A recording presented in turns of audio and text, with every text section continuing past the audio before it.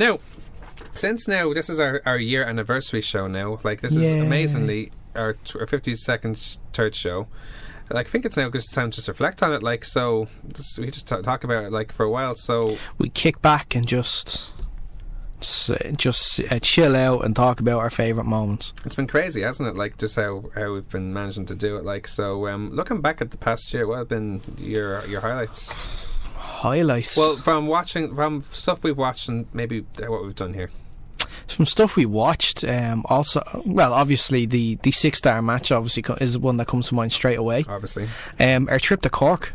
I loved our trip. Sorry, excuse me. Allergy season is here. I know too well. Our trip to Cork, and I can't wait till we go down there again. We're going down mid-July. Yep, for Super Larietos Brothers. Exactly. Big one that we had was our Kiki Awards. Oh yes, I really enjoyed that, and it was great to get so many votes as well. What I really liked about doing this show over the past year is how I feel, and I can probably speak for both of us here, how much more we know about wrestling, not just in WWE, but in the indies everywhere. Like, you know, like I guarantee I didn't know anything about the British indies, like, or no. not that much. It was only when I started going to OTT. Like, this, my first OTT was only April last year, and that's when I first heard of Will Ospreay and Marty Scurll and all this stuff. I never heard of these guys before. It was the same the year before that, because I never heard of Finn Balor. Now we know now. And in large part thanks to the internet, like, you know, of so much more that we know now. It's crazy. I totally agree. I think outside of OTT, like, I'd known OTT, I hadn't gone to an event, but starting now to do this show, that I've gone to more events. I've, like you said, widened my knowledge. Basically for a year, I don't know about yourself, but I've basically studied WWE like it's a college course. Pretty much.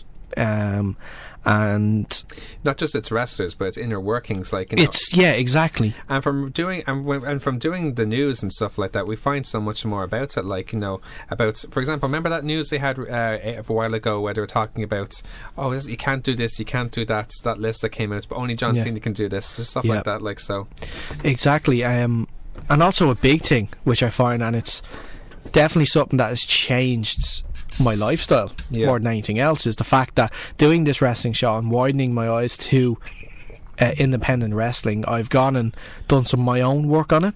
I've done some documentaries on it. I've also gone into wanting to train.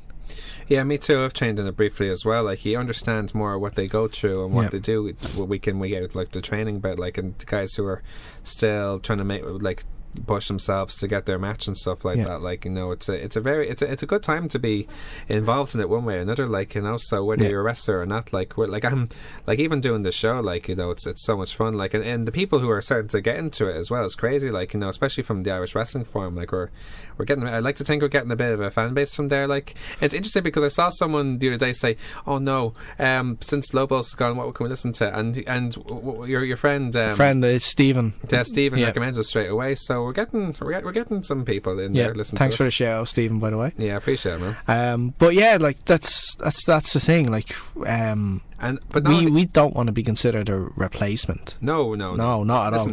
Listen, we're just here to. We're two guys. Yeah. We started this up because we're two guys that liked wrestling. Yeah. And wanted to sort of talk about it on a level where it could be broadcast. Yeah. And we've gone from having a 1-hour show on a Saturday morning now to having a 2-hour show. It's madness, isn't it?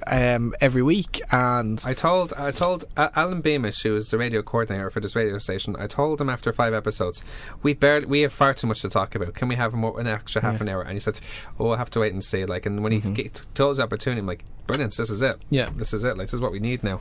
And it was a struggle at first, but like, now there's stages like where we have far too much to talk about now. Like, we're under less pressure now because like, unfortunately there's not a show on after us at the moment, but there will be soon. So we're gonna have to tighten up again. Yeah, soon, we're gonna have to tighten what we talk about. But it's good. But it's a good time to be more flexible, I guess you could say about it, like, you know. And then again, like, as I said, like, when I first started working for Nair FM back in February of last year, and they asked me to do a show, I'm like, I don't know what to do and stuff like that. And I didn't want to do a music show because there's far too many music shows. So I thought, what else can I talk about and be a mailman talking about for wrestling?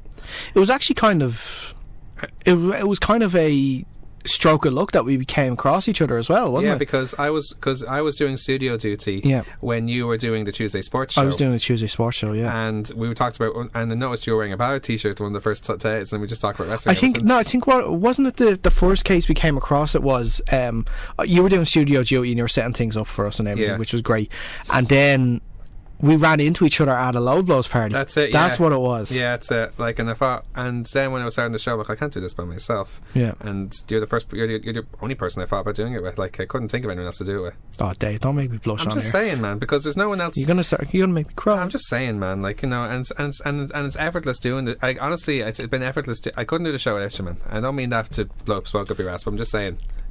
Remember that awful time I had doing the show by myself? That 1 week, yeah. I was my throat was in such pain afterwards. I can't do this by myself. Don't worry, man. I'll never make you do that again. Or at least tell me in advance, or get a replacement in. Yeah. But yeah, no, I've loved every second of it, and I can't wait for the next year as well to see what happens with the show and where it goes. Yeah, like we're doing very well now. We have it up on iTunes as well, like, you know, and other broadcast providers. So we're only gonna try and make it as good as we possibly can. Again, thank you all for listening to the show. It's like for us, like, we just do this for fun, but it's awesome to think that we have some people following it, like, you know. Yeah, and that's actually, you mentioned it there. Maybe if anyone's listening now and they don't know about it, we do have our podcast up on various platforms. We never mention it during the show. I feel like we should. Never do. No, we should do it more often. So this is just yes, we are on iTunes. On just search the Kick Out. That's us there. We're also on YouTube as well. We put our shows up on YouTube. Well, as opposed to YouTube now, we actually do just put our best bits. We put our best bits of the show, but we give you the links to iTunes and other good podcasting providers now. Like, also, which should be aware of by now, we are also on Facebook.